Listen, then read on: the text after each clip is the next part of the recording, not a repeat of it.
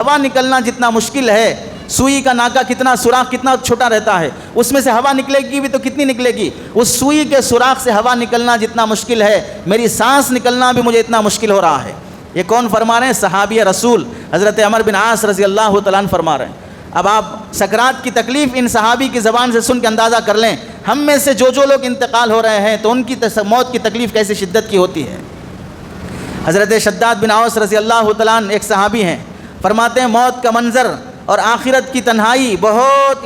ہولناک ہوتی ہے، خطرناک ہوتی ہے۔ موت کی تکلیف آدمی کو ایسے لگتی ہے جیسے کسی کو آروں سے چیر کر، قینچیوں سے کاٹ کر دیگچیوں میں پکایا جا رہا ہو، اور وہ جب کہ زندہ ہو،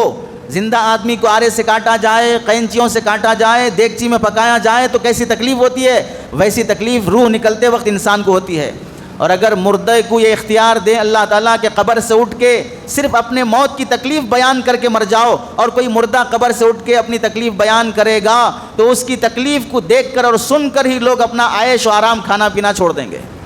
ان کو ابھی تکلیف نہیں ہوئی ہے، صرف تکلیف سنے ہیں بس، اتنی تکلیف ہوتی ہے روح نکلتے وقت۔ حضرت کعب احبار رضی اللہ تعالیٰ رحمۃ اللہ علیہ سے حضرت عمر رضی اللہ تعالیٰ عنہ نے پوچھا، کعب تھوڑا موت کی تکلیف بیان کرو، تو فرمانے لگے امیر المومنین ایسا سمجھ لیجئے کوئی کانٹی دار ٹہنی انسان کے حلق سے پیٹ میں داخل کر دی جائے اور اس کانٹے دار ٹہنی کو پورے آنتوں سے لپیٹ دیا جائے، پھر ایک جھٹکے کے ساتھ اس کانٹے دار لکڑی کو حلق سے کھینچا جائے گا تو جس طرح آنتیں اور حلق کٹ کے باہر آ جاتا ہے، ایسے ہی انسان کو موت کے وقت تکلیف ہوتی ہے۔ جب روح انسان کی نکلتی ہے تو ایسی تکلیف ہوتی ہے۔ حضرت علی رضی اللہ تعالیٰ عنہ فرماتے ہیں موت کا فرشتہ جب جان نکالنے کے لیے آتا ہے تو ایسی تکلیف ہوتی ہے گویا کہ زندے آدمی کو تلوار سے 100 مرتبہ وار کرنے سے جو تکلیف ہوتی ہے، ویسی تکلیف انسان کی روح نکلنے کے موقع پر ہوتی ہے۔ حضرت موسیٰ علیہ السلام جب روح نکلنے کا وقت آیا اور روح نکل گئی تو اللہ تعالیٰ نے حضرت موسیٰ علیہ السلام سے پوچھا، موسیٰ تم نے موت کو کیسے پایا؟ تو حضرت موسیٰ علیہ السلام نے عرض کیا، اللہ ایسا لگ رہا تھا جیسے زندہ بکری کی کھال اتاری جائے، زندہ بکری کی کھال اتاری جائے تو جیسی تکلیف ہوتی ہے ویسے لگ رہا تھا۔ یہ کون فرما رہے ہیں؟ حضرت موسیٰ علیہ السلام نبی فرما رہے ہیں۔ آپ اندازہ کر لو نبیوں کو موت کی ایسی تکلیف ہوتی ہو، وفات کی، تو ہم اور آپ عام انسانوں کا کیا حال ہوگا جن کی زندگی میں نیکیاں کتنی اور گناہ کتنے خود جانتے ہیں۔ حضرت نوح علیہ السلام کے ایک بیٹے گزرے ہیں جن کا نام ہے سام، سین الف میم سام۔ ان کے متعلق تفسیر مظہری میں لکھا ہے حضرت عیسیٰ علیہ السلام کو اللہ نے معجزہ دیا تھا مردوں کو زندہ کرنے کا، تو ایک بار ان کی قبر پر آئے اور قم باذن اللہ کہہ کے پکارا تو حضرت سام اپنی قبر سے اٹھے تو دیکھا کہ ان کے سر کے آدھے بال سفید ہو چکے ہیں۔ تو حضرت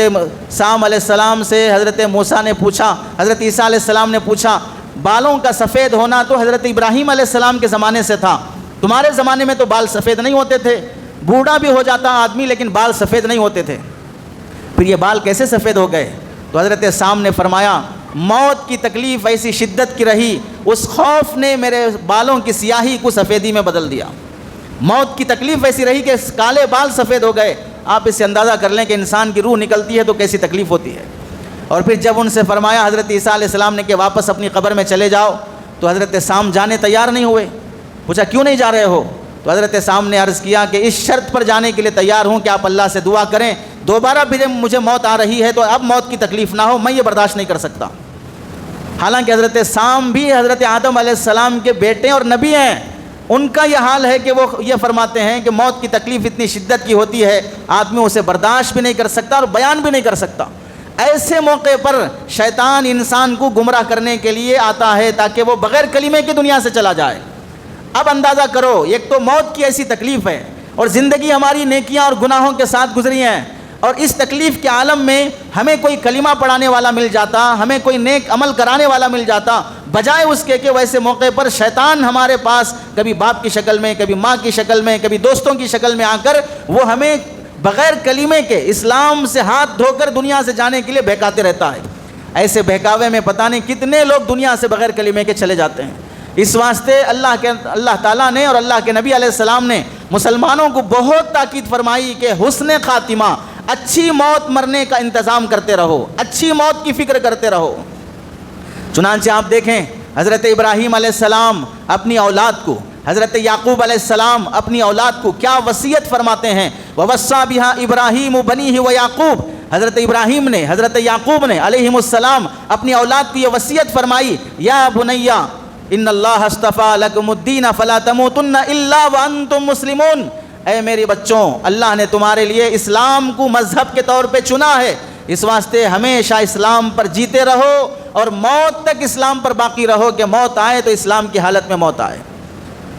چنانچہ اللہ کے نبی علیہ السلام کی دعاؤں میں ایک دعا ملتی ہے، اللہم توفنا مسلمین۔ یہ دعا عام انسان کی نہیں ہے، امام الانبیاء سرکار دو عالم صلی اللہ علیہ وسلم اللہ کے دربار میں دعا فرماتے ہیں، اللہم توفنا مسلمین، اے اللہ ہمیں اسلام کی حالت میں موت دینا، واحینا مسلمین، اور مسلمان ہونے کی حالت میں زندگی دینا، والحقنا بالصالحین، نیک لوگوں کے ساتھ ہمارا حشر فرمانا، غیر خزایا ولا مفتونین، اے اللہ ہمیں شرمندہ نہ کرنا اور فتنے میں مبتلا نہ کرنا، عافیت کے ساتھ دنیا سے نکال لینا۔ اس وقت ہر طرف سے فتنے، ہر طرف سے فتنے، کون نوجوان کب ہندو بن چکا ہے نہیں معلوم، کون نوجوان کب دہریہ اور کب ملحد بن چکا ہے نہیں معلوم، زبان سے ایسے ایسے جملے نکل رہے ہیں، ایسے ایسے کمنٹس دین کے اور شریعت کے بارے میں ہمارے نوجوان کر رہے ہیں، کب وہ اسلام سے نکل چکا پتہ بھی نہیں چلے گا۔ تو اللہ کے نبی دعا فرما رہے ہیں کہ اللہ ہمیں فتنے میں مبتلا نہ کرنا، عافیت سے بلا لینا۔ اگر کوئی عقل مند ہے اور سچا مسلمان ہے، اسے سبق سیکھنا چاہیے، سرکار دو عالم صلی اللہ علیہ وسلم کو ایسی دعا مانگنے کی کیا ضرورت ہے، جبکہ آپ بخشے بخشائے ہیں، امام الانبیاء ہیں، اس کے باوجود بھی آپ اس دعا کا اہتمام فرماتے ہیں۔ تو امت کو سبق حاصل کرنا چاہیے، ہمیں کس قدر اپنی موت کی فکر اور حسن خاتمے کا احساس اور غم ہمیں رلانا چاہیے۔ دراصل انسان یہ غور کر سکتا ہے،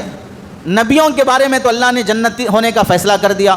صحابہ کے بارے میں اللہ نے جنتی ہونے کا فیصلہ کر دیا، اس کے باوجود بھی اللہ تعالیٰ کہ یہ نیک بندے کیوں ایسا غم کیا کرتے تھے، وجہ یہ ہے اللہ نے کس کو بخشا کس کو نہیں بخشا وہ اس کی مرضی اور اس کا اختیار ہے، لیکن مرنے سے پہلے کون کس حالت میں مرے گا اللہ نے وہ حالت کو مخفی رکھا ہے۔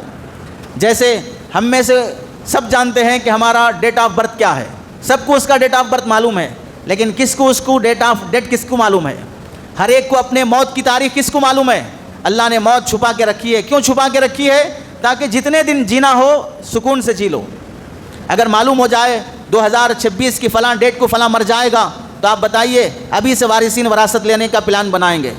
اگر وہ نوجوان ہے کوئی رشتہ دینے کے لیے تیار نہیں ہوگا، اگر وہ تاجر ہے تو اس کے پارٹنر ابھی سے اسے ٹینشن کر کے اس کا قرضہ لینا واپس کر لیں گے، مال دینے کے لیے تیار نہیں ہوں گے۔ کتنے لوگ فلاں ڈیٹ کو مرنے والے ہیں تو سارے تعلقات ابھی سے لوگ ختم کرنا شروع کر لیں گے۔ انسان جو 1 سال جی سکتا تھا وہ بھی سکون سے نہیں جیے گا۔ تو اللہ نے موت کو چھپا کے رکھا ہے کہ حسب معمول اپنے کام میں لگے رہو۔ ایسے ہی اللہ تعالیٰ نے موت کس حالت میں آئے گی وہ بھی چھپا کے رکھا ہے۔ موت بھی چھپی ہے، موت کس حالت میں آئے گی وہ بھی چھپی ہے، کہ اچھی حالت میں آئے گی کہ بری حالت میں آئے گی، یہ بھی اللہ نے چھپا کے رکھا ہے۔ کیوں چھپا کے رکھا ہے؟ اگر جس کو اچھی موت آنا ہے اللہ اسے بتا دیتے کہ بہترین موت آئے گی تو یہ ابھی سے مغرور بن جاتا، متکبر بن جاتا، میرے بارے میں تو معلوم ہے کہ میں کلمے پہ مروں گا۔ اور اگر کسی کو بتا دیا جائے کہ یہ کفر کی حالت میں مرے گا تو ابھی سے نا امید ہو جاتا کہ بھئی اب نیکیاں کر کے فائدہ کیا ہے، جب میرا رزلٹ معلوم ہے کہ میں کفر پہ مرنے والا ہوں تو اب نیکیاں کروں کیا، نمازیں پڑھوں کیا، ابھی سے نا امیدی کی زندگی شروع کر لیتا ہے۔ تو اللہ نے موت کی حالت کو چھپا کے رکھا ہے کہ ڈرتے بھی رہو اور امید کے ساتھ عمل کرتے بھی رہو، ڈرتے بھی رہو اور امید کے ساتھ عمل کرتے بھی رہو، ہو سکتا ہے اللہ بخش دے گا، ہو سکتا ہے اللہ تعالیٰ معاف کر دے گا، اس لیے اللہ نے موت کی حالت کو چھپا کے رکھا ہے۔